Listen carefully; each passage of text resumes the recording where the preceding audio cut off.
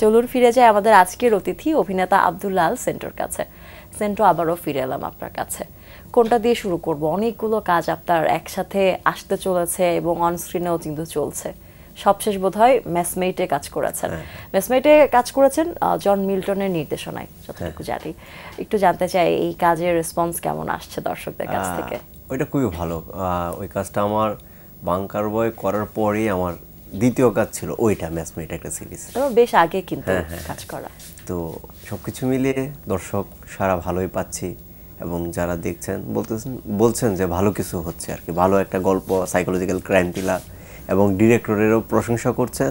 আর সাথে আমাদের যে আর্টিস্ট যারা বা টেকনিশিয়ান যারা, সবারই প্রশংসা করছেন আর কি, যে গতানুগতিকভাবে আমরা যেভাবে দেখতে চাই ওইভাবে আসলে থ্রিলিং গল্প হয় নাই সাইকোলজিক্যাল ক্রাইম থ্রিলার।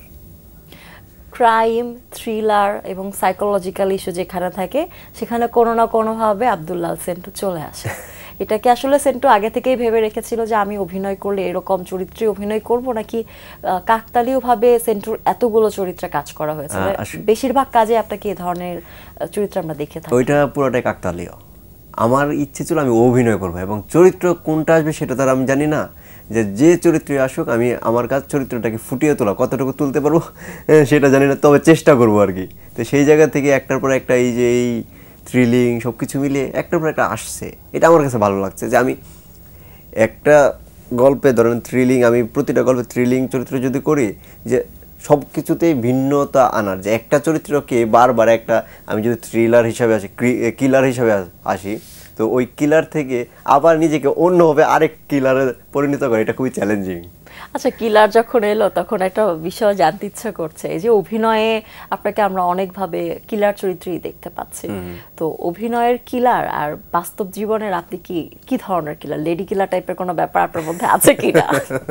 না, সেটা নেই, কারণ আমি একটা সময়, এটা আসলে একটা সিক্রেট। লেডি কিলার বলতে লেডি কিলার রোমিও টাইপের কোনো ব্যাপার স্যাপার আর কি? ভক্ত বাড়ছে, নারী ভক্তের সংখ্যাও নিশ্চয়ই বাড়ছে। না, সেটা তো অবশ্যই, কারণ ছেলে মেয়ে সবাই কাজ দেখেন, সবাই পছন্দ করেন, ভালোবাসেন আমার কাজটাকে, আমার কাজ দেখে আমাকে ভালোবাসেন। তো ওইটা আমার জন্য বড় পাওয়া। ছেলে মেয়ে উভয় আছেন, তো ওই জায়গা থেকে কি বলবো, যে তাদের ভালোবাসা আমার কাছে একটা অমূল্য সম্পদ, কাউকে ফেরানো যাবে না। বুঝতে পেরেছি, খুব ডিপ্লোম্যাটিক অ্যান্সার দিলেন সেন্টু। একটু মেসমেট সম্পর্কে জানতে চাই। মেসমেটে আসলে নতুন কি থাকছে বা এই গল্পটা কি নিয়ে গিয়েছে? খুবই সিম্পল একটা গল্প। পলাশপুর কায়স্থ নামের একজন রাইটার, উনার একটা উপন্যাস থেকে এই গল্পটা চিত্রনাট্য করা, সেটা করছেন হলো আমাদের জন মিল্টন ভাই। তো উনি এত চমৎকার একজন এবং এত মেধাবী একজন এবং পরিশ্রমী, এত চমৎকারভাবে এই গল্পটাকে স্ট্রাকচারে সাজাইছেন, এবং তার যে স্টোরি বোর্ড আলাদা করে প্রতিটা ফ্রেম সে ক্যাপচার করে রাখছে, মানে স্টোরি বোর্ডে ক্যাপচার করে রাখছে ছবি এঁকে, যে আমি এরপর এ ফ্রেম, এরপর এ ফ্রেম, প্রতিটা সিনের প্রতিটা ক্যারেক্টার ওইভাবে সে বিল্ড আপ করে রাখছে। তো ওই জায়গা থেকে আমাদের যে চাওয়াটা, আমরা ওইটা পেয়ে গেছি উত্তর। আমরা যখন আমাদের একটা চরিত্র করি তখন উত্তর পেয়ে যাই। তো সেই জায়গা থেকে বলবো যে ম্যাচমেট একটা সাইকোলজিক্যাল ক্রাইম থ্রিলার। এখানে আপনি একটা সাইকিয়াট্রিস্ট চরিত্রে অভিনয় করেছেন হলো আমাদের আফজাল হোসেন স্যার, আর ডিবি চরিত্রে অভিনয় করছেন আমাদের মুস্তাফিজুর নূর ইমরান ভাই, এবং আরেকটা ইন্টারেস্টিং চরিত্রে অভিনয় করছেন শিকদার মুকিত ভাই। তার সাথে আছে জয়রাজ ভাই, আমি একটা চরিত্রে।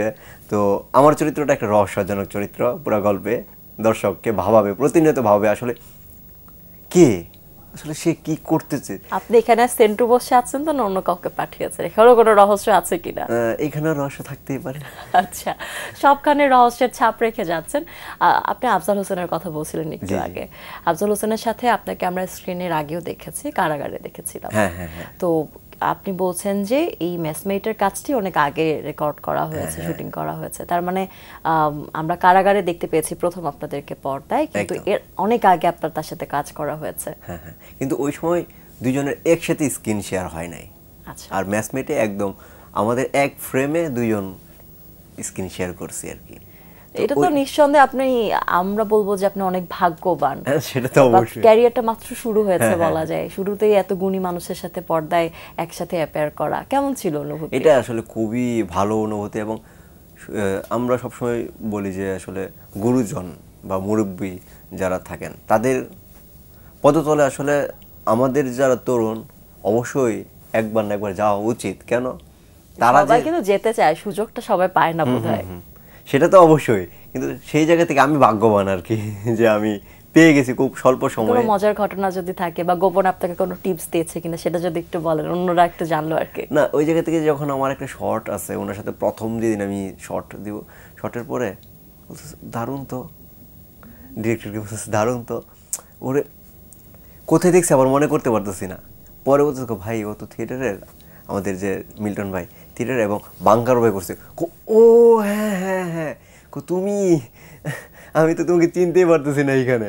এই সব কিছু মিলে ওই জায়গা থেকে তুমি এগিয়ে যাও, তুমি একদম ভয় পাবা না, তোমার গতিতে তুমি এগিয়ে যাও, তোমার ভেতরে একটা ক্ষুধা আছে, অভিনয়ের ক্ষুধা, সেটা তুমি এগিয়ে যাও, আমরা আছি। সেন্টু তো অনেক চরিত্র অভিনয় করে, সেন্টুকে আমরা পর্দায় কোনোভাবেই কোনো নার্ভাসনেস দেখি না, খুবই সাবলীল চরিত্রে, সাবলীলভাবে আপনি সবকিছুকে নিজেকে তুলে ধরেছেন। তো আপনি কি সবসময় এমন সাবলীল থাকেন? আবার যদি আফজাল হোসেনের মতো গুণী একজন মানুষের পাশে দাঁড়ান বা একই সাথে স্ক্রিনে থাকেন, তখন কি নার্ভাসনেস কাজ করে না? না, আসলে আমি যখন অভিনয় করতে যাই বা স্ক্রিনে আমি একটা চরিত্রকে ধারণ করার চেষ্টা করি, তখন আমার পাশে কে আছে আমি ওইটা খেয়াল করব না, আমি করি না। কেন করি না? যে আমি আমার অপর প্রান্তে যিনি আছেন তিনিও আমার মতো একটা চরিত্র, যে আমার সাথে যে কথোপকথন ঘটাবেন বা স্ক্রিনে একটা জাদু দেখাবেন, তা আমিও তার জাদুটার সাথে নিজেকে আবিষ্কার করার চেষ্টা করি তার কাছ থেকে নিয়ে, যে ইনি এখন ইনস্ট্যান্ট কী দিবে আমাকে, এটার পরিপ্রেক্ষিতে আনসার দিতে হবে। যেমন এটা এখন আমরা যে আলোচনা করতেছি, এটা যখন আমরা স্ক্রিনে করতাম, আপনি আমাকে যখন প্রশ্ন করতেন, আমার কিন্তু ভাবনা চিন্তার বাহিরে অনেক কিছু আপনি প্রশ্ন করে ফেলবেন, তখন কিন্তু আমার ইনস্ট্যান্ট এটা দিতে হবে। তো ওই জায়গা থেকে আমাদের চরিত্রটা একটা স্ক্রিপ্টিংয়ে থাকে, তারপরে অনেক কিছু আমরা ইমপ্রোভাইজ করে ফেলি। এটা যখন আমরা প্রতিটা মানুষ যারা আমরা অভিনয়টা করি, চরিত্রটাকে ধারণ করতে পারলে তখন ইমপ্রোভাইজ চলে আসে অটো। আপনি মানে খুবই সাবলীল সেন্টু, আপনাকে আমরা সবসময় সাবলীলই পেয়েছি। তারপরে জানতে ইচ্ছা করছে যে আফজাল হোসেনের সাথে প্রথম যে শটটি দিয়েছিলেন সেটি কয়বার নেওয়া হয়েছিল, কয় টেকে এটা ওকে হয়েছিল? এটা প্রথম টেকেই ওকে হয়েছিল। তারপরে তো আমাদের একটা অ্যাঙ্গেলে তো শুধু শট থাকে না, বিভিন্ন অ্যাঙ্গেল থেকে আরো অনেকগুলো শট নেওয়া হয়েছিল আর কি। বাহ, খুব ভালো লাগছে সেন্টু এই বিষয়গুলো জানতে, যে মানে অল্প একটু সময় কিন্তু আপনার ক্যারিয়ারটা খুব বেশি দিনের নয়। আপনি দীর্ঘদিন ধরে হয়তো বা সাধনায় ছিলেন, অভিনয় করতে চেয়েছেন, কিন্তু সময়টা খুবই স্বল্প এবং স্বল্প সময় আপনি দর্শকদের হৃদয়ে জায়গা করে নিয়েছেন। এখন পর্যন্ত করা আপনার প্রিয় কাজ কোনটি?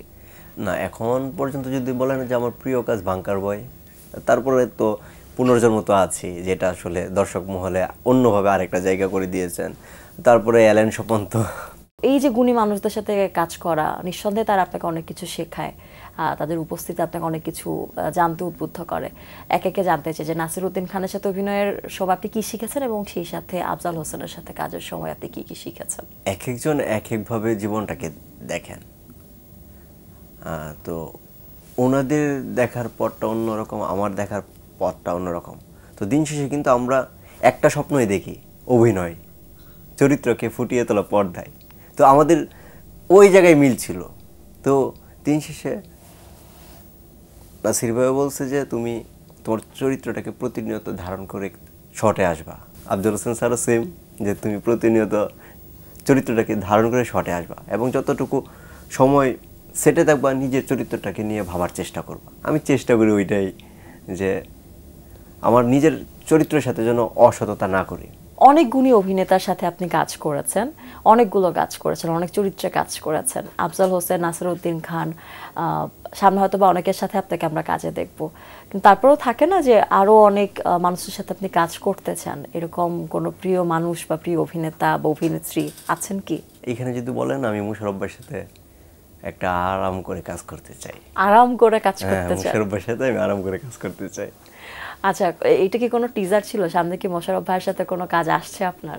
হয়তো বা এক স্ক্রিনে এক ফ্রেমে দুজনকে পাওয়া যাবে না, তো এক গল্পে পাওয়া যাবে আর কি, একটা সিরিজে পাওয়া যাবে। তাহলে আপনাকে পাওয়ার জন্য এখন আমরা মোশাররফ ভাইয়ের কাজের দিকে একটু একটু চোখ রাখতে পারি বলা যায়। হ্যাঁ হ্যাঁ। আচ্ছা, বড় পর্দা নিয়ে কথা হচ্ছিল, এখন পর্যন্ত বড় পর্দার কাজের কি আপডেট, এটা যদি দর্শকদের বলতেন। দর্শক হয়তো বা পাবে কবে? শীঘ্রই। শীঘ্রইটা কবে? খুব শীঘ্রই ঘোষণা বা একটা অ্যানাউন্সমেন্ট পেতে পারে আর কি। এখনো সেও না, কথা চলছে, যদি সবকিছু ঠিকঠাক হয়ে যায়। এটা কি ওটিটি প্ল্যাটফর্মে এসে তারপরে বড় পর্দায়? না না, একদম সরাসরি বড় পর্দায়। আচ্ছা, আরেকটু আঁচ পেতে চাই। আপনাকে আমরা সব সময় নেতিবাচক চরিত্রই বেশি দেখেছি, হ্যাঁ, এবং রহস্যময় চরিত্র। এবার কি বড় পর্দাতেও আপনাকে এরকম সাইকো থ্রিলার, কিলার এরকম কিছু দেখব? না, ওই রকম কোনো কিছুই না, খুবই সিম্পল একটা চরিত্র। এবং বড় পর্দার সেই চরিত্রগুলো, যে যদি আমরা বলি যে হিরো হিরোইন, ওই রকমভাবে ধরতে গেলে আমি এবং আমার সাথে যে কোয়ার্টিস্ট তারাই টানবো আর কি গল্পটাকে। বড় পর্দায় কিন্তু আমরা আপনাকে দেখেছি সাতাওতে দেখেছি। সাতাও তো মানে বিশ্ব জুড়ে অনেকগুলো চলচ্চিত্র উৎসবে গিয়েছে, অনেক অর্জন নিয়ে দেশে ফিরেছে। সাতাওয়ের পরে তাহলে এবার যে চলচ্চিত্র আসবে সেটি আপনার দ্বিতীয় চলচ্চিত্র হবে? এর মাঝখানে আরও একটা চলচ্চিত্রে কাজ করছি, ওইটা এখনো সবকিছু আমাদের শুট শেষ অনেক আগে। ওইখানে আমিও একটা চরিত্রে আছি আর কি। আচ্ছা, তো ওইটা পলিটিক্যাল ড্রামা।